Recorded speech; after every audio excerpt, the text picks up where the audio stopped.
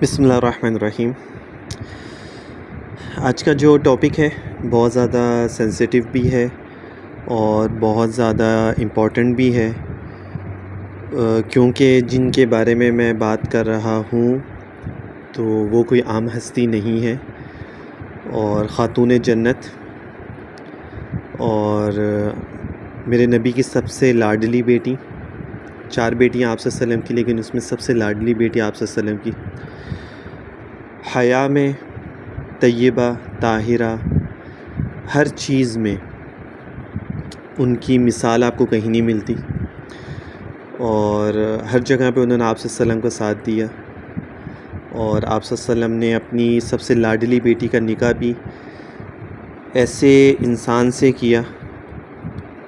کہ جو علم کے اندر اس کا کوئی ثانی نہیں ہے، جنہوں نے بہت سارے علوم جو ہیں حضرت علی سے ہمیں ملے ہیں، تقریباً بہت سارے تقریباً ساری علوم ہی سمجھ لیں، ولایت کے اندر، علمیت کے اندر، ٹھیک ہے، اور ہر چیز کے اندر ہمیں ہر چیز جو ہے وہ مولا علی، حضرت علی رضی اللہ تعالیٰ عنہ سے ہمیں ملی ہے۔ لیکن حضرت فاطمہ رضی اللہ تعالیٰ عنہ کے بارے میں آپ لوگوں کو بہت ساری چیزیں پتہ بھی ہوں گی، لیکن ایک دو چیزیں میں بھی آپ لوگوں کے ساتھ شیئر کر دیتا ہوں۔ حیا میں، پردے میں ان کا کوئی ثانی نہیں تھا، اتنی حیا والی تھی، اتنی پردے والی تھی کہ انہوں نے حضرت علی رضی اللہ تعالیٰ کو وصیت کی تھی کہ میرا جنازہ جو ہے وہ رات کو اٹھانا، تاکہ کسی غیر محرم کی نظر جو ہے وہ میرے جنازے پر بھی نہ پڑے، اتنی حیا والی تھی۔ تو میں ہمیشہ ایک بات کہتا ہوں کہ جو ہم تو گناہ گار ہیں، ٹھیک ہے، تو ہم تو ان ہستیوں کو اگر وہ کہتے ہیں نا ذرا برابر بھی ان کی نظر ہم پہ ہو جائے تو ہمارے لیے تو وہی کافی ہے ہماری شفاعت کے لیے،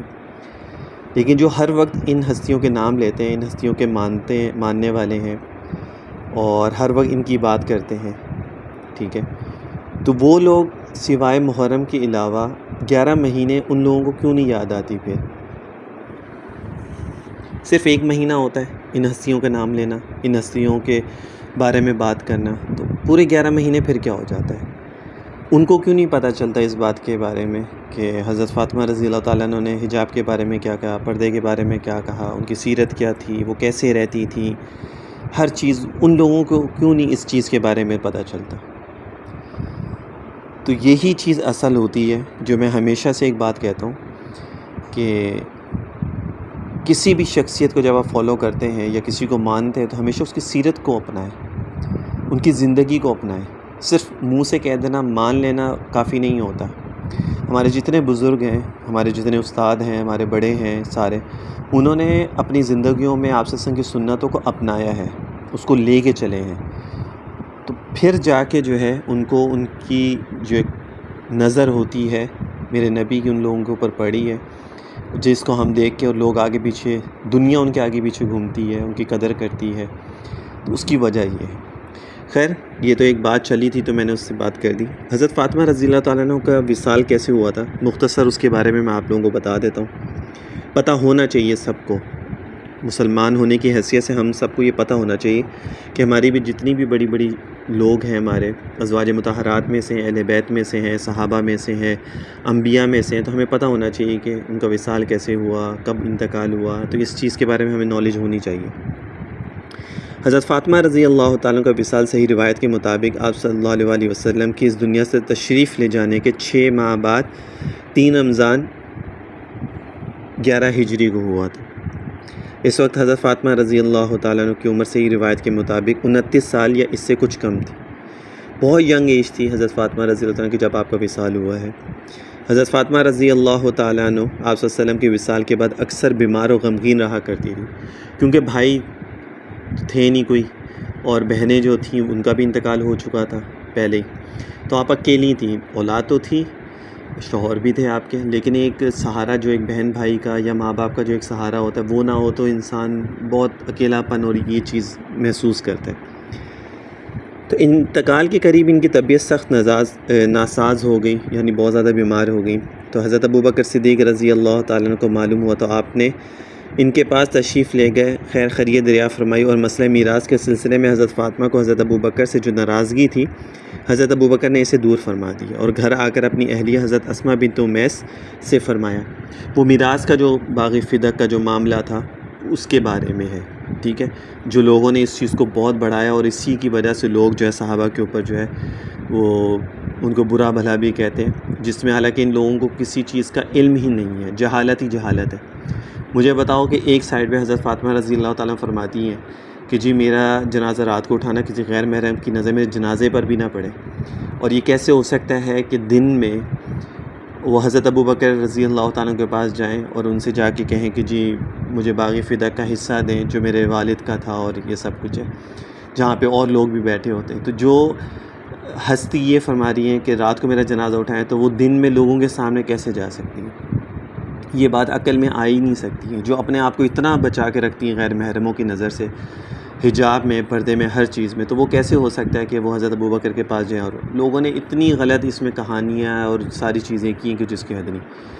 ٹھیک ہے نا۔ اس میں ہاں یہ ضرور کہا جاتا ہے کہ انہوں نے اپنی خادمہ کو وہاں بھیجا، اور انہوں نے جا کے حضرت ابوبکر سے بات کی تھی، اور انہوں نے پھر ان کو یہ ساری وضاحت جو ہے وہ کر دی تھی اس کے بارے میں کہ جی یہ انبیاء، آپ صلی اللہ علیہ وسلم نے بھی اپنی زندگی میں اس کو کبھی اپنا حصہ نہیں مانا، اور اس سے فائدہ سب اٹھاتے تھے، ازواج مطہرات کو بھی حصہ جاتا تھا، اہل بیت کو بھی جاتا تھا، سب کچھ، لیکن ملکیت میں نہیں تھا وہ۔ اس لیے انبیاء کی ملکیت میں کبھی بھی وراثت نہیں ہوتی، مال دولت زمینیں یہ چیزیں نہیں ہوتی۔ انبیاء کی وراثت میں ہمیشہ علم ہوتا ہے، یہ چیزیں نہیں ہوتی۔ حضرت سلمان رضی اللہ تعالیٰ کو دیکھ لیں، ان کی جب وہ گئے تو ان کی کون سی زمینیں، اور وہ حالانکہ وہ تو بادشاہ تھے، ٹھیک ہے نا۔ تو لوگوں نے اس کو مس انڈرسٹینڈ کیا ہے، اور لوگوں کو ایسی ایسی کہانیاں سنائی ہیں کہ لوگ بھی جو ہے نا ان کی کہانیوں پہ یقین کر کے بیٹھ گئے۔ خیر انہوں نے اپنی جو وائف تھی حضرت اسماء بنت امیس رضی اللہ تعالیٰ سے فرمایا کہ حضرت فاطمہ کی تیمارداری میں ان کے پاس جا کر رہو، چنانچہ وہ حضرت فاطمہ رضی اللہ تعالیٰ کے انتقال فرمانے تک انہی کے پاس رہیں، ان کی خدمت میں رہیں۔ اگر ان کے آپس میں کوئی مسئلے مسائل ہوتے تو وہ بھیجتیں، وہ حضرت ابوبکر اپنی وائف کو بھیجتے ان کی تیمارداری اور ان کی خدمت کے لیے، اور اگر اتنی ناراضگی ہوتی تو کیا حضرت فاطمہ رضی اللہ تعالیٰ قبول کرتی ان کو کہ جی یہ تو میرے دشمن ہیں، انہوں نے تو مجھے میراث ہی نہیں دی، تو ان کی بیوی میرے پاس آ کے میری خدمت کیوں کرے، میں تو کبھی بھی نہ کرواؤں، تو وہ کیسے کرواتی؟ تو اس کا مطلب یہی ہے کہ دل میں نہیں تھا، ایک غلط فہمی تھی، وہ دور ہو گئی تو مسئلہ، لیکن لوگوں نے اس کو اتنا بڑھا دیا، چڑھا دیا، اور اتنی غلط چیزیں لوگوں کے سامنے پیش کر دی کہ لوگوں نے غلط چیز کو، وہ کہتے ہیں نا جھوٹ کو اتنا بولو کہ لوگ اس کو سچی سمجھنے لگ گئے۔ تو وہی کہانی یہاں پر بھی ہوئی۔ انتقال سے پہلے حضرت فاطمہ رضی اللہ تعالیٰ نے غسل وغیرہ کے متعلق وصیت، اور بلکہ ان کو وصیت بھی فرمائی حضرت فاطمہ نے۔ اب کوئی دشمن کی بیوی کو کوئی وصیت کرتا ہے کہ جی مجھے غسل بھی آپ نے دینا ہے اور تیمارداری بھی کری ہے، سب کچھ ہے۔ پھر ان کی وصیت کے مطابق انہیں غسل دیا گیا۔ غسل دینے والوں میں حضرت علی، حضرت اسماء بنت امیس اور حضرت سلمہ ام رافع رضی اللہ تعالیٰ عنہ تھیں، اور جنازہ حضرت علی رضی اللہ تعالیٰ عنہ نے پڑھائی۔ بعض روایات میں حضرت علی کے بجائے حضرت عباس اور بعض میں حضرت ابوبکر کا ذکر آیا ہے، اور قبر میں دفن کے وقت حضرت علی اور فضل بن عباس رضی اللہ تعالیٰ عنہ داخل ہوئے تھے۔ یہ مختصر میں نے آپ لوگوں کا ان کا جو وصال کا تھا وہ کس طرح ہوا تھا، کس نے جنازہ، اور اس میں یہ بھی روایت ہے کہ حضرت ابوبکر نے حضرت علی کو ہی کہا تھا کہ آپ پڑھائیں، تو انہوں نے کہا نہیں، جس مسئلے پہ آپ کو حضرت آپ صلی اللہ علیہ وسلم نے کھڑا کیا کہ جس امت میں حضرت ابوبکر ہوں تو وہ کوئی اور نہیں، تو پھر حضرت علی نے حضرت ابوبکر سے ہی کہا تھا کہ آپ جنازہ پڑھائیں۔ لیکن مختلف روایات ہیں،